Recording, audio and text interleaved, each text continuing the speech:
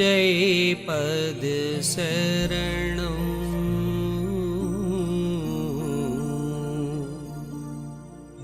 श्री यशोरूप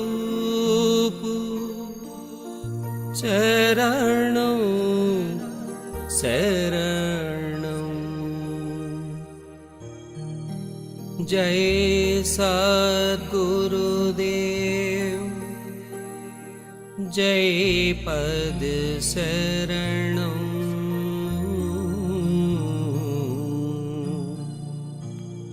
श्री यशोरूप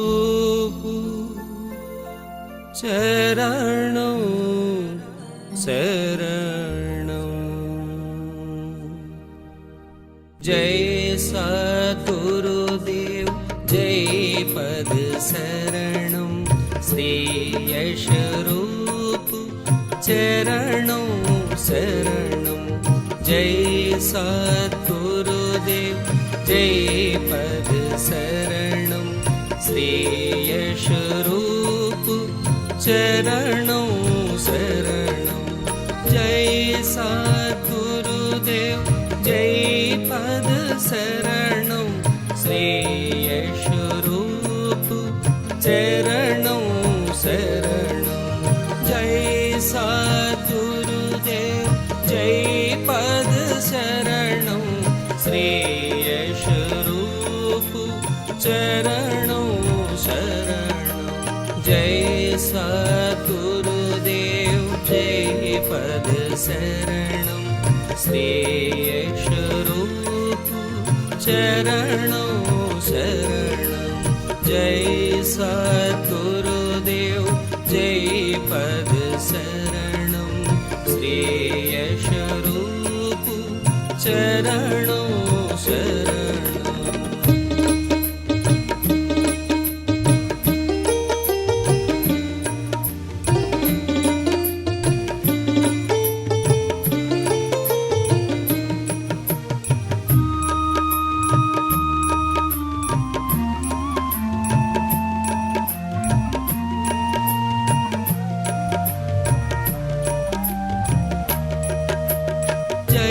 सद्गुरुदेव जय पद शरणं श्री यशोरूप चरणं शरणं। जय सद्गुरुदेव जय पद शरणं श्री यशोरूप चरणं शरणं। जय सद्गुरुदेव जय पद शरणं श्री यशोरूप चरणं शरणं। जय सद्गुरुदेव जय। पूज्य माताओं को संसार में हर मज़हब में दो प्रकार के व्यक्ति हैं साधक, एक साकार पुजारी है, दूसरे निराकार, और बहुत पुराने ज़माने से चले आ रहे हैं। इनमें कोई नई बात नहीं। इनमें आपस में झगड़े भी होते हैं, वाद विवाद भी होते हैं, पर आज तक दोनों कायम हैं, क्योंकि मनुष्य का स्वभाव कुछ ऐसा ही है। किसी को चेहरे से प्यार होता है, किसी को शक्ल से प्यार होता है, किसी को चेहरे से प्यार नहीं होता, किसी को शक्ल से प्यार नहीं होता। इन संतों ने दोनों के लिए रास्ता बताया। जो साकार पुजारी हैं उनका प्रथम कार्य एक इष्ट का निश्चित करना। अपनी आत्मा से पूछिए कि भगवान की कौन सी मूर्ति आपको सबसे ज़्यादा प्यारी लगती है, जिसमें आप भगवान की सबसे ऊंची भावना डाल सकते हो। उसे अपनाइए, उसे अपना इष्ट माने, उसी का ध्यान करें, उसी की पूजा करें, उसी को अपनाइए।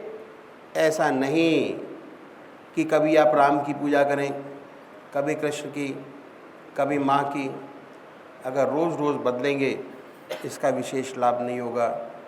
दरअसल में पूजा का जो मकसद है वह चित्त की एकाग्रता प्राप्त करना है, और उससे ऊपर उठे तो मैं कहूँगा कि चित्त की वृत्तियों का निरोध प्राप्त करना। ऐसी हालत जिसमें विचार शून्यता आ जाए, जब भी हो सकता है जब आपका एकइष्ट हो। पूजा कैसे करें?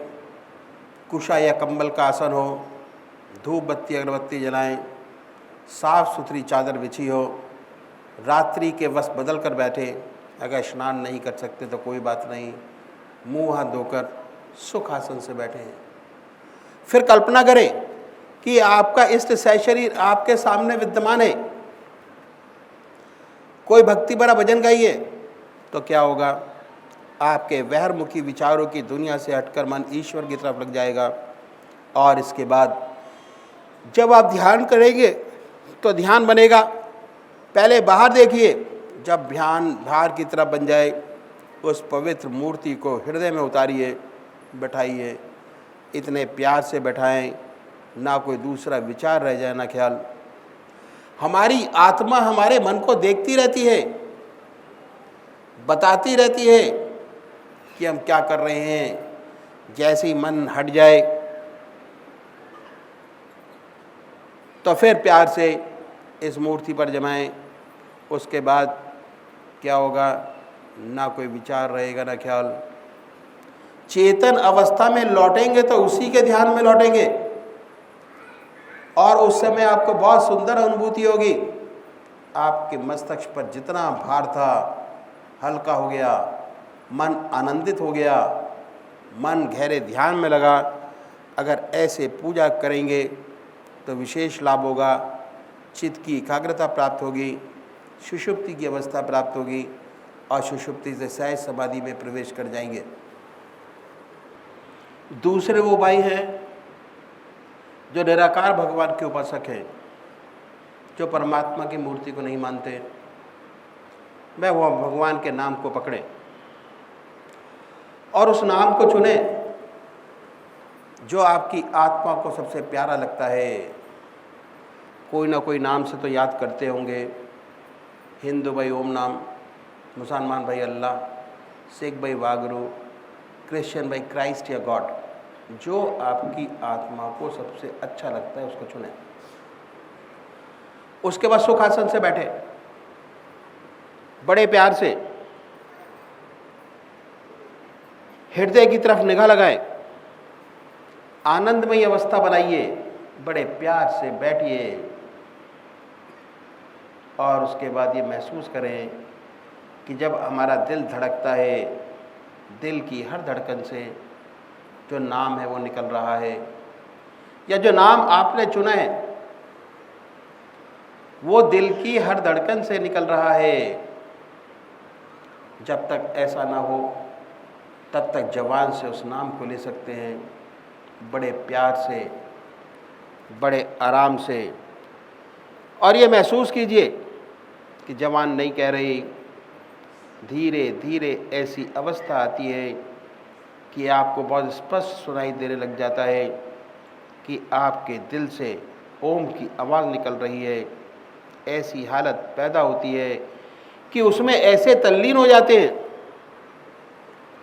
उसमें खो जाते हैं, अपना होश नहीं रहता, अपने आप से गायब हो जाते हैं।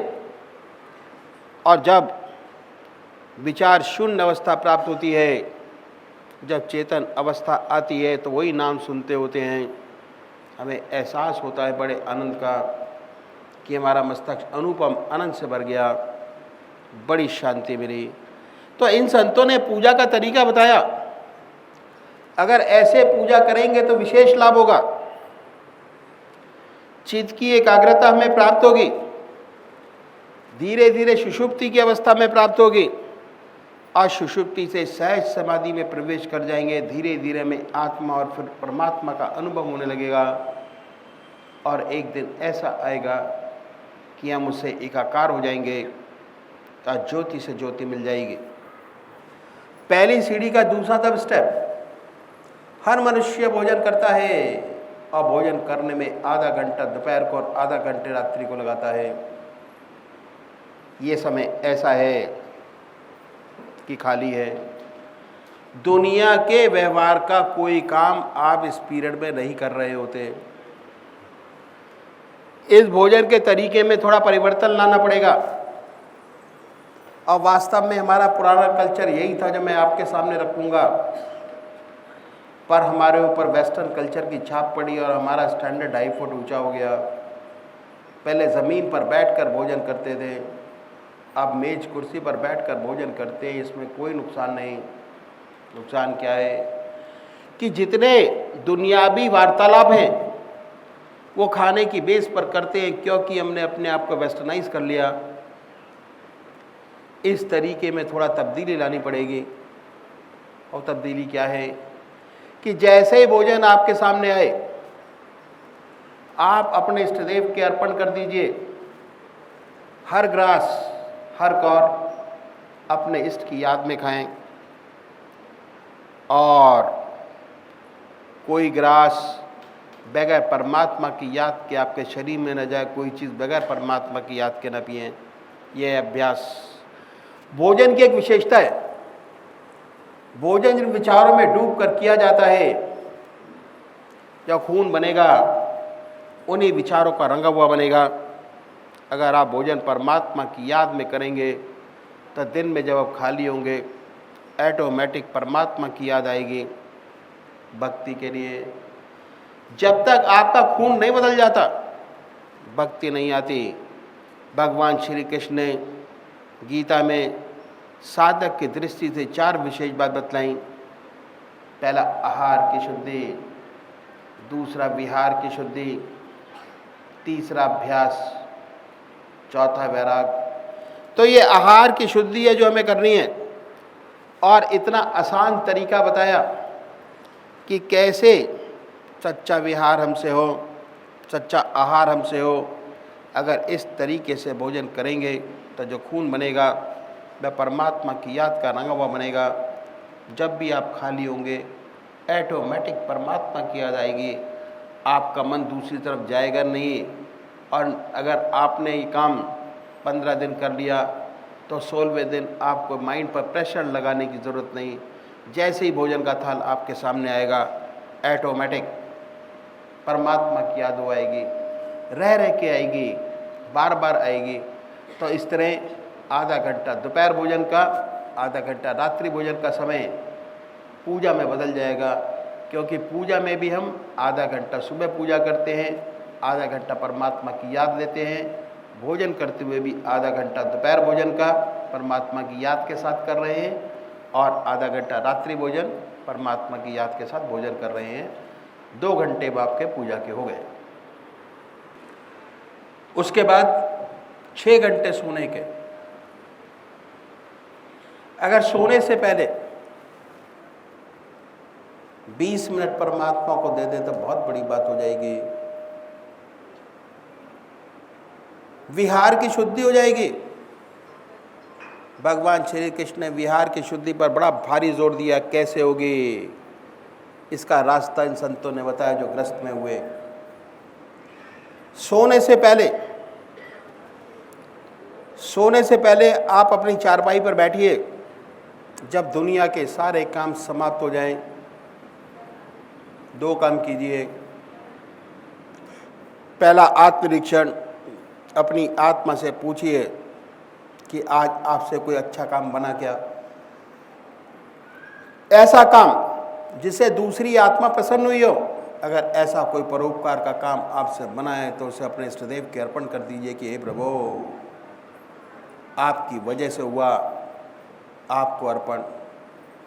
उसके बाद ये देखिए कि आप में कोई कमी तो नहीं है, कोई खराबी तो नहीं है। अगर खराबी है तो उसमें छोटी सी बात को पकड़ें, बड़ी को ना पकड़ें। और अपने इष्टदेव से वादा करें कि आज के बाद ये छोटा खरा काम मैं नहीं करूँगा। उसके बाद उस काम को छोड़ दीजिए। अगर ये करेंगे तो ऐसे काम जो आपने ज़िंदगी में सोचे भी थे कि नहीं छूट पाएंगे, वो भी छूटते नज़र आएंगे। आपकी ज़िंदगी बड़ी सुंदर और अच्छी होती चली जाएगी। उसके बाद अपने इष्टदेव का ध्यान कीजिए।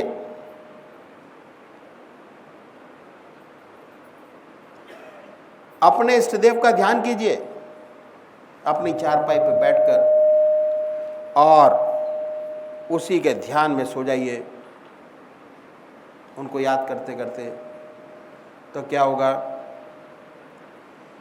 कि ये है। इसके बाद अपने इष्ट देव का ध्यान कीजिए। जब ध्यान अच्छा लग जाए तो उसी के ध्यान में सो जाइए। अभ्यास, इसके बहुत फायदे आपको मालूम होंगे। ऐसे भाई बहन हैं जिन्हें डरावने ऊट पटांग सपने आते हैं, वो सपने आने बंद हो जाएंगे, नींद अच्छी आएगी, बेखबर होके सोएंगे। और जब अभ्यास और बढ़ेगा तो सपने बदल जाएंगे, सुंदर सुंदर सपने आएंगे। आप देखेंगे कि आप अपने इष्ट देव के मंदिर में बैठे हैं,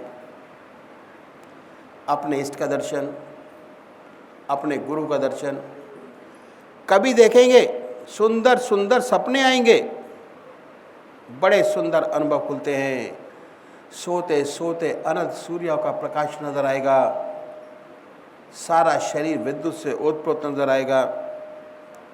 ऐसा साधक जब सोता है, जब उठता है, उसी के ध्यान में उठता है, अपने अंदर ध्यान की सुंदर अवस्था पाता है।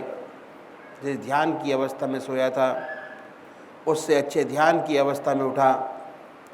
जो ऐसे साधक है जिनके आज्ञा चक्र पर स्पंदन होता है, तो यदि सोते समय आज्ञा चक्र पर स्पंदन था, जब उठेंगे स्पंदन और तेज होता मिलेगा।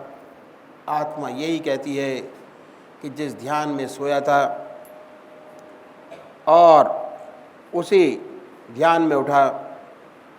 बात यह है कि मन का एक विशेष गुण है। मन जिन विचारों में डूब कर सोता है, रात भर उन्हीं विचारों में सोता है, विचारों में पड़ा रहता है। हम लोग गृहस्थी हैं और कभी कभी कोई मुसीबत आ पड़ी तो सोने से पहले उस मुसीबत की चिंता होती है, उसी चिंता में सो जाते हैं।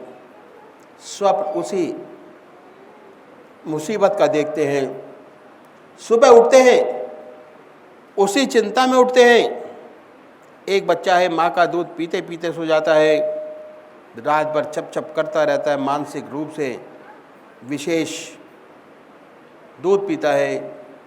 ये मन का विशेष गुण है कि मन जिन विचारों में डूबकर गहरा सोता है, अगर आप परमात्मा की याद में सोएंगे, परमात्मा से प्रार्थना करके सोएंगे, तो रात भर आपका ध्यान बना रहेगा और 6 घंटे सोने के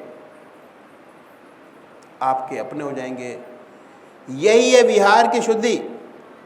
इस तरह हमने देखा कि चाहे कितना व्यस्त जीवन क्यों ना हो, हर मनुष्य, हर साधक 8 घंटे का ध्यान, 8 घंटे का साथ प्रभु का बड़े आराम से बना सकता है। और दुनिया का काम करने का जैसे समय आपके पास है वैसा ही मौजूद है, उसमें से एक भी सेकंड नहीं लिया गया। आपके व्यवहार का, आपके व्यवसाय का, आपकी नौकरी का, आपके बच्चों का समय आपके पास वैसा का ही वैसा है। ये साधना का पहला स्टेप। इस तरह हमने देखा कि 8 घंटे हर प्राणी, हर साधक बड़े प्यार से अपने बना सकता है। परमात्मा तू है, तेरी इच्छा पूर्ण।